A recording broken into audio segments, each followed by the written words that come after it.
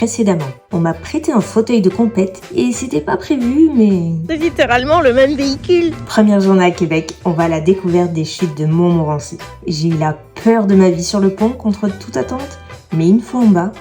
On sent toute l'humidité et tout, c'est ouf. Ça ressemblait à ça, une des plus belles choses que j'ai vues. On fait ensuite les touristes dans la ville de Québec et surtout... Première poutine, ça y est, on y est. Je sais pas par où commencer. J'avoue, je ne pensais pas adorer, mais... Ah bah alors. C'est parti pour le 11e jour, on est toujours à Québec, c'est nos dernières heures ici à Québec. On est au restaurant La Bûche, tout le monde nous a conseillé ici pour vraiment petit déjeuner local, ça a l'air fou, avec plein de spécialités et tout, ça a l'air vraiment très bon. Je vais vous montrer, la déco est trop cool, on se croirait dans un chalet. Nous on est dehors parce que c'est complet dedans, mais c'est super joli. C'est énorme. Je vous montre l'assiette de Tanguy parce que lui, il a pris la totale. En fait c'est un plateau et il y a à peu près tout, comme ça tu peux tout goûter. Donc voilà, je vous montre. Je vous détaille pas tout ce qu'il a, mais il en a quand même un paquet. Il a fait le gourmand, il a rajouté une gaufre. Moi aussi je vais la goûter avec sirop d'érable bien entendu. Et moi j'ai pris œuf, bacon, patate. Et apparemment leur spécialité ici c'est le bacon qu'ils font cuire avec du sirop d'érable notamment. Et j'avoue il a l'air hyper épais et tout. C'est décadent. Mais vous savez quoi, c'est une adresse encore une fois archi validée. C'était très bon, on s'est régalé. Comme chaque fois, je pense pas qu'on va beaucoup manger le reste de la journée. En général, on fait qu'un repas par jour, ça me suffit amplement. Donc c'était très bon. Le bacon il était incroyable, il était giga épais. Et en fait, il expliquait que il le faisait cuire de façon à ce que ça caramélise dans le sirop d'érable. Je vais essayer à la maison. On retourne ramener le fauteuil Trax chez Trax. Comme ça on va dire au revoir à Hugo et Caroline. Et bah ouais, du coup on devait le retourner hier, mais au final ils nous ont dit non, gardez-le jusqu'au bout et tout, parce que vraiment ça m'a facilité la vie ici. Merci à vous, profitez bien de votre journée. Merci, bon retour. Puis, ouais. Vous savez que vous pouvez revenir n'importe quand. Hein? C'est gentil. Le T'inquiète plaisir pas. commence. On vient d'arriver à Montréal après 3 heures de route. Et en fait là on s'est arrêté un peu dans un coin où il y a quelques boutiques. Parce qu'on s'est dit, ça fait 12 jours qu'on est au Canada, on s'est rien acheté, mais genre vraiment rien quoi. Pas de souvenirs, pas de trucs, de fringues, de quoi que ce soit. Parce qu'on se l'interdisait un peu à cause du fait qu'on n'avait pas la valise et qu'on savait pas si elle allait nous être retournée. Bon là, on n'a aucun espoir, on va pas la récupérer au Canada, je pense pas, à moins qu'elle soit à l'aéroport. On va lui faire un petit tour et après on va à l'hôtel. Prochain arrêt, Winners et la partie déco. Et en fait, vous avez plein de marques toutes confondues, qui sont déstockées et du coup à prix plutôt cassé. Donc par exemple là c'est un American Eagle, c'est un jean qui est à $24. D'habitude il y a le prix de base, là il y est pas. Vous voyez par exemple il y en a un qui est à $34 en fait, de base il est à 55. Donc c'est que des trucs comme ça et c'est trop intéressant, il y en a partout, ça paye pas de mine. Mais franchement faut chercher sa taille et on peut trouver des trucs assez cool. Il y a des Levi's, il y a plein de trucs. Il y a même le North Face, il y a le Columbia. Juste ici, il y a plein de trucs, mais il faut tomber sur sa taille. Du Adidas, il y a plein de trucs. En termes de vaisselle, je vous raconte même pas le choix qu'il y a. Je peux pas tout vous montrer tellement c'est immense. Mais franchement, si je pouvais, j'achèterais plein de trucs. C'est pas très cher, il y a du choix et c'est super joli. Vraiment. Regardez, ça c'est trop mignon cet ensemble. Il y a plein de trucs. C'est ouf le choix qu'il y a. Je sais pas par où regarder. Je suis au pays des citrouilles, c'est mon rêve. Elles sont incroyables, mais elles sont immenses. Franchement, je vis ici, j'en achète. Et pas qu'une, parce qu'il y en a plein de trop belles. Genre vraiment, les décos ici, elles sont incroyables. Il y en a partout. Voilà, petite verte en mammouth, elle est incroyable. Même ceci est trop chaud. Go à Dollarama, apparemment, c'est un peu le Action Jiffy d'ici. Genre, t'as des trucs pas très chers. Il commence même à y avoir des trucs de Noël. Ah ouais, quand même. Bon, c'est un peu vide encore, mais il y en a. Si, en fait, il y en a partout. Oh là là, les pumpkins partout. Ils sont trop chou. Elle est belle. Non, elle est pas immonde, elle est belle. Moi, si j'étais ici, j'en mettrais partout. Bon, Halloween, c'est moins mon dada, même si je suis sûre que je serais ici, je le ferais. Oh, il y a encore des citrouilles. Il y en a partout. Il y en a partout. On aura fait Dollarama, sachant qu'on a fait des pieds et des mains pour arriver là, parce qu'en fait, il n'y a pas d'accès, il n'y a pas d'ascenseur, il n'y a que des escalators qui descendent mais qui ne remontent pas.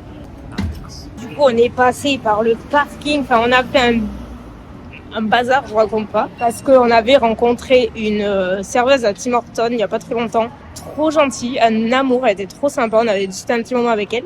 Et en fait, elle nous disait que pour acheter des souvenirs, genre les mugs, les porte-clés, les petits bidules comme ça, elle nous disait n'allez pas dans les attrapes touristes, genre les magasins classiques où vous allez payer 3 fois trop cher. Allez à Dollarama, il y a les mêmes trucs pour 3 fois moins cher. Donc voilà, c'est pour ça que je me suis dit on va aller voir. Mais effectivement, on n'en a pas trouvé, c'est pas grave. Franchement, si vous êtes Canadien, que vous avez Dollarama, vous devez vous éclater. Très honnêtement, j'ai préféré retirer et raccourcir ce passage car je ne veux pas paraître insistante sur le sujet de l'accessibilité des hôtels ou même ingrate. Donc je vous explique rapidement en voix off. On était à la toute fin du voyage, j'étais un peu sur les nerfs et sans doute fatiguée de constater que pour une énième fois, la salle de bain n'était pas du tout accessible et qu'on avait encore tout de même 3 nuits avant que je puisse être chez moi et donc accéder à une salle de bain. Je suis bloquée ici à cause de ça, je suis bloquée à cause de ça. Le lavabo est haut et là je suis au maximum. Je peux à peine, je touche le truc du bout de l'ongle quoi. Je peux même pas activer l'eau, je peux pas me servir du lavabo. Il n'y a pas de barre d'appui, je peux pas faire mon transfert. Et la baignoire, c'est une baignoire. Les chaises qui m'ont passé n'étaient pas mieux comme vous le voyez. Bref, par ce voyage, je voulais aussi vous montrer les coulisses et la réalité de voyager en fauteuil. Vous avez donc saisi le concept, je pense. Et tout ce que je peux vous dire, c'est que si vous êtes handicapé, n'allez surtout pas à l'hôtel Rubifou. C'est notre dernière journée entière ici parce qu'on repart demain à 18h. Donc, on a un peu le cœur gros, j'avoue. Au final, hier, franchement, j'ai pas vlogué. C'était vraiment la journée la plus ennuyeuse de tout le voyage parce que on a fait que rouler la journée et le soir, on est resté assez occupé avec l'hôtel. Je vous avoue que ça nous a pas mal trotté. On a un peu bataillé. On est même allé à la réception leur dire, en fait, gentiment, que simplement, c'est pas correct d'annoncer sur leur site internet que c'est accessible aux personnes à mobilité réduite, alors que pas du tout en fait. Il suffit pas juste de circuler dans la chambre pour dire que c'est accessible parce que ça l'est pas du tout. On fait système D, c'est pas la première fois, ce sera probablement pas la dernière. Là maintenant du coup, on va ramener notre voiture à son propriétaire parce qu'on n'est pas passé par une agence, on vous en a pas parlé, mais on vous en parlera aujourd'hui ou demain. On a prévu de se poser et de vous parler un petit peu du voyage, donc on vous en reparlera de la voiture, mais on va le ramener à son proprio, comme ça après on reste sur Montréal, on y passe la journée, on va aller au plateau, chose qu'on n'a pas fait encore et on va aller manger aussi parce que du coup hier soir on n'a pas mangé non plus avec tout ça. On passe au lavage.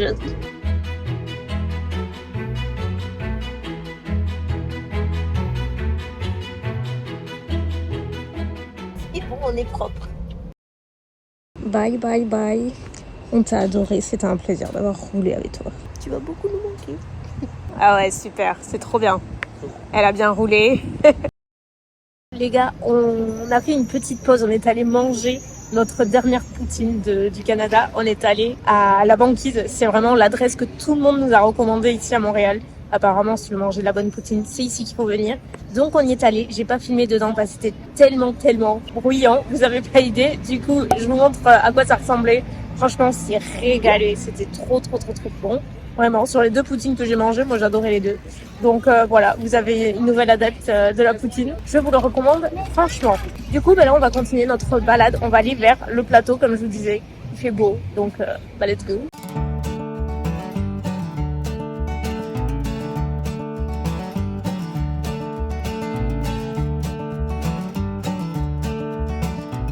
On va faire un énième métro parce que je cherche toujours ma mayonnaise à l'érable. Je vois pas. C'est raté. Je vais jamais la trouver, c'est pas grave. Hello tout le monde, ça y est, on est rentré. Vous reconnaissez un peu les lieux. Du coup, je vous reprends ici. Je m'étais dit que pour clôturer cette série au Canada, c'était cool de se poser et de vous parler un petit peu déjà de ce que vous n'avez pas vu, vous parler de la valise, du voyage en général. Je vais vous parler un petit peu des valises, parce que vous avez été nombreuses dans la dernière vidéo vlog à me demander mais où c'est que ça en est la valise, t'en as pas reparlé, etc. Mais pour la simple et bonne raison qu'à ce moment-là, on n'avait toujours pas la valise et qu'on ne l'a pas eu durant tout le séjour. Pour remettre dans le contexte, la valise à l'aller, on ne l'avait pas, on savait pas du tout c'est qu'elle était. On n'a pas de valise. Voilà. On a voyagé avec Lufthansa, donc c'est une compagnie qui est pourtant assez réputée. Moi, c'est la première fois que je volais avec eux. Et du coup, ils nous avaient dit quand on les appelait depuis le Canada qu'ils nous tiendraient au courant s'ils la retraçaient, etc. Donc pas de nouvelles là-bas. Et donc, il nous restait juste notre sac qu'on avait mis à l'aller en cabine avec nous, donc dans laquelle j'avais tout mon matériel médical, je vous rappelle. Donc on avait juste ce sac-là, plus le sac à dos de Tanguy. Et donc au retour, comme on a acheté 2-3 bricoles là-bas de souvenirs, notamment du sirop d'érable, donc vous savez que tout ce qui est liquide, on n'a pas le droit en cabine, donc on a mis ce sac-là en soute. On arrive à notre aéroport final, donc à Bordeaux. Et là, ce qui est drôle, c'est que dans l'avion, et Tanguy me dit: franchement, t'imagines, on arrive pour récupérer les valises et on récupère pas celle-là non plus. Je dis mais non, c'est pas possible, on est poisseux, mais bon, pas à ce point-là quoi. Et donc on va chercher les valises et là, le même topo, ça tourne, pas de valise, pas de sac. On a attendu, puis bon, au bout d'un moment, le tapis il s'arrête quoi. Et là, je vous jure, mais genre l'ascenseur émotionnel, on se dit mais comment c'est possible? À l'aller et au retour, quelles sont les probabilités? Je sais pas si ça vous est déjà arrivé, n'hésitez pas à me le dire. Sur un même voyage, c'est quand même énorme. Donc qu'est-ce qu'on fait? On commence à devenir des pros de ce côté-là. On va au bureau des réclamations. On tombe sur une dame super gentille, vraiment adorable. On lui explique un petit peu notre problème et surtout le problème initial avec la valise de départ qu'on a perdu quoi. Elle était hyper embêtée pour nous et donc elle commence à faire ses recherches sur le sac qu'on attendait et effectivement elle voit que Lufthansa a mis un message en disant que notre sac est resté au Canada et qui nous sera réexpédié d'ici quelques jours. Donc en soi, c'est pas perdu, c'est juste giga retardé. On revient sur notre histoire de bagages perdus à l'aller, et en fait, elle nous explique que elle, avec son taf, elle le voit tous les jours, des valises perdues, abandonnées, mais c'est monumental le nombre qu'il y a. Et donc elle nous dit, il n'y a qu'à voir la pièce à côté, l'entrepôt dans lequel on range nos valises abandonnées, il y en a jusqu'au plafond quoi, c'est fou. Elle me dit, remarquez, vous pouvez, donc elle parle à Tanguy, parce que moi j'y avais pas accès, il y a des valises partout quoi. Elle dit, vous pouvez toujours jeter un œil, on sait jamais, elle est comment la valise que vous avez perdue. Elle dit, elle est lilas, machin, c'est une Samsonite et tout. Il rentre dans la pièce et effectivement c'est un Tetris de valises, il y en avait partout. Et là elle nous dit, une valise lilas, on en a 2 ou 3, un truc comme ça. Et là, j'entends, je me rappelle, j'y étais pas, et j'entends Tanguy, c'est celle-là, c'est la Samsonite. Je me dis, c'est pas vrai. Croyez-le ou pas, notre valise, qui aurait dû faire le voyage avec nous au Canada et qu'on a attendu durant tout le voyage, qu'on n'a pas eu, elle se trouvait à l'aéroport de Bordeaux. Et en fait, le pire dans l'histoire, c'est qu'elle n'a jamais voyagé. Elle n'a jamais quitté l'aéroport. Elle n'a pas été enregistrée parce qu'en fait, nous, si vous voulez, quand on est parti, les tapis de l'enregistrement, ils étaient en panne. Donc quand ils ont chargé les valises, je sais pas ce qu'il y a eu, est-ce qu'il y a eu un oubli, j'en sais rien. J'ai pas encore la réponse à la question, je pense pas que je l'aurai, et pourtant il y avait l'étiquette et tout. Donc voilà, la bonne nouvelle c'est qu'on a pu la récupérer avec toutes nos affaires dedans, tout était intact, enfin, il y avait quand même tout le matériel vidéo, toutes nos affaires personnelles, enfin, tout était dedans, donc on a pu récupérer la valise, et voilà, tout est bien qui se finit bien, même si c'est quand même un peu gros l'histoire, et que je vous cache pas qu'on n'a pas très envie de revoler à nouveau avec Lufthansa, d'autant plus que là, maintenant, on en est à la période où on fait toutes les réclamations auprès de la compagnie, pour le préjudice en fait, parce qu'ils nous ont perdu déjà 2 valises, et surtout, moi, ça m'a mis en difficulté là-bas, donc voilà, on en est à ce stade-là, pour le moment, on n'a rien. Le peu qu'on a, on se dit c'est pas possible, ils nous ont juste proposé 60 € de dédommagement. Ça couvre même pas le coût des bagages quoi en soute, donc non, on va pas abandonner. Mais voilà, c'était un peu pour vous faire un topo sur la valise. On l'a. L'autre point que je voulais aborder avec vous, parce qu'à la base on voulait le faire quand on était au Canada et on n'a pas eu l'occasion, on voulait le faire dans la voiture mais c'était assez bruyant, donc bref. Justement on voulait je voulais vous parler un peu de la voiture, la location et tout, parce que pas mal de questions à ce niveau-là. Au cas où, pour celles et ceux que ça intéresse, je sais que vous avez été hyper nombreux de dire que ça vous avez donné envie de faire un road trip, à partir, ou alors vous allez partir et que vous avez noté des trucs. En fait on est passé par un service de particulier, c'est comme le Airbnb mais pour les voitures. Donc la compagnie s'appelle Turo, je vous mettrai à l'écran. C'est pas du tout sponsorisé, on a payé jusqu'au moindre centime, mais franchement on était super contents, donc bon, si ça peut vous servir, je vous le dis. Et du coup, ouais, c'était un particulier, donc nous on l'a loué pendant 12 jours, et en termes de coût, on en a eu pour un petit peu plus de 600 €, quelque chose comme ça, sachant que c'était une hybride. Et franchement, on a été hyper contents, elle était en super état, le mec il était trop sympa, vraiment un amour. Ça s'est super bien passé et c'est vrai que le Tanguy il avait un peu comparé par rapport aux agences classiques, etc. Et en fait, déjà ça revenait en général un petit peu plus cher. Et là, on avait vraiment cette bête de voiture, quoi. Et on a été super contents. Donc voilà, si par cas ça vous intéresse. Aussi, juste avant de vous dire un petit peu ce que j'ai pensé du Canada, je me dis que ce serait cool aussi de vous mentionner pourquoi le Canada. C'est vrai que moi, c'est un pays, comme je vous dis, que j'avais jamais visité, je n'étais jamais allée. J'ai de la famille qui a vécu, j'ai pas mal d'entourage au final. J'ai toujours eu de très très bons échos du Canada. Donc j'en ai toujours entendu parler en beaucoup de bien. J'ai jamais eu l'occasion d'y aller au final. Et quand j'ai rencontré Tanguy, en fait, on s'est liés sur plein de trucs, on parlait voyage, etc. Il m'a donné encore plus envie de le découvrir, parce que lui-même connaissait, il était déjà allé, il y a passé plusieurs mois là-bas dans le cadre de son taf. Il est ingénieur, donc il a passé un gros stage là-bas, il a passé beaucoup de temps. Il était du côté plutôt anglophone, donc pas du tout là où on était cette fois-ci. Et il en a gardé vraiment un souvenir incroyable. Il avait qu'une hâte, c'était de pouvoir y retourner. Moi, c'est un pays, certes, qui m'a toujours donné envie de ce que j'entendais, mais qui me faisait peur de par l'accessibilité. L'accessibilité, pardon. Voilà, pour moi, j'avais l'image du Canada, très nature, rando, machin. Je m'étais dit, c'est pas compatible. Avant de partir au Canada, on a fait plein d'autres destinations. Tout s'est toujours très bien passé. Et voilà, j'ai une confiance aveugle en Tanguy. Et je sais que peu importe où on sera, on va s'en sortir. Donc, puis il le sentait très bien, il connaissait le pays. Donc on s'est dit, on va tenter. Et tout naturellement, on s'est dit que s'il y avait bien un endroit où on pouvait faire un road trip, c'était le Canada. Comme ça permettait de découvrir aussi pas mal d'endroits. Parce que lui aussi, il a découvert aussi plein d'endroits qu'il n'avait pas fait la première fois. Et c'était une vraie découverte. Et franchement, je conseille à tout le monde de le faire en mode road trip. Parce que déjà, c'est une liberté énorme que de pouvoir aller de ville en ville, de découvrir et surtout d'aller à son rythme. Parce qu'au final, on n'avait pas vraiment de planning. On avait des réservations de nuitées, d'hôtels et d'auberges, etc. Mais on n'avait pas de planning hyper spécifique à respecter. Donc on faisait un peu ce qu'on voulait et ça, c'est magique et je vous le recommande vraiment. Tu veux venir sur maman? Mon bébou.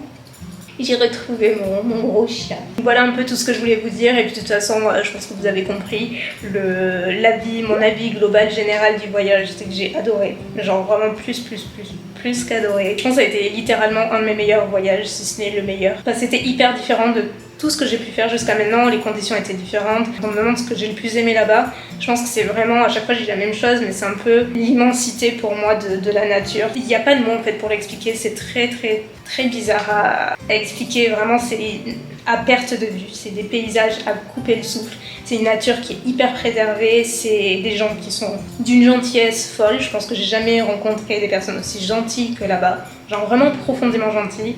Et en fait, on s'est dit, c'est le mot qui revenait à chaque fois de tout ce qu'on a visité là-bas, c'est que la vie, elle semblait très paisible. Donc c'est peut-être parce que c'est aussi très différent de chez nous, clairement. Mais le quotidien là-bas, la vie en général semble vraiment paisible. C'est ce que j'ai ressenti.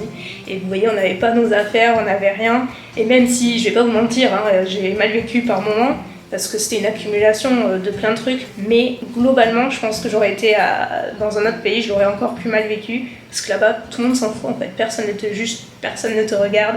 Tu t'en fous, tu peux sortir en pyjama et tout. Personne ne te regarde. T'as juste à profiter et à kiffer. Et franchement, c'était une grosse liberté que d'être là-bas. Donc j'en garde un souvenir incroyable. J'ai qu'une hâte, c'est d'y retourner. Peut-être changer totalement de côté. C'est tellement immense, il y a tellement de choses à faire, à voir. Que même là, pendant 15 jours, c'est rien. Ça passe trop vite. Vraiment, même si on a optimisé au maximum, j'espère qu'on aura l'occasion d'y retourner. En tout cas, on va tout faire pour et je vous le recommande 1000 fois. Et concernant l'accessibilité, je vous en ai parlé plein de fois durant tous ces vlogs parce que je trouve que c'est important aussi de montrer la réalité du voyage en fauteuil parce qu'il y en a aussi qui sont totalement concernés, qui me regardent et que ça pourra servir. Donc vous l'avez vu, il y a eu du bon, il y a eu du mauvais, clairement. Ça n'a pas du tout gâché mon séjour, au contraire, j'ai pu profiter pleinement et accompagner, c'est complètement possible, largement. Il faut juste être assez bien équipé au final. C'est pas le pays le plus accessible, mais ils y travaillent beaucoup, on l'a vraiment ressenti dans plein d'endroits. Je pense que c'est comme pour tout, ça prend du temps. Ils sont super gentils, ils sont toujours prêts à aider, donc ça déjà c'est un gros plus. Et voilà, j'ai juste adoré le Canada et en plus c'était trop drôle, j'ai rencontré tellement d'abonnés là-bas, vous êtes hyper nombreuses à être là-bas, que ce soit en expatrié ou pas, et vous avez beaucoup de chance et j'espère avoir la chance d'y revenir et vous rencontrer à nouveau parce que c'est un très beau voyage. Voilà ma team chouchou, la série au Canada s'arrête là. Malheureusement, je suis trop contente qu'elle vous ait plu, merci pour tous vos retours, vos petits likes et juste avoir été présent à chaque rendez-vous de vidéo. Et de toute façon, je vous retrouve très bientôt pour les vlogs à la maison qui reprennent. Et je vous embrasse bien fort et je vous dis à très bientôt. Bye!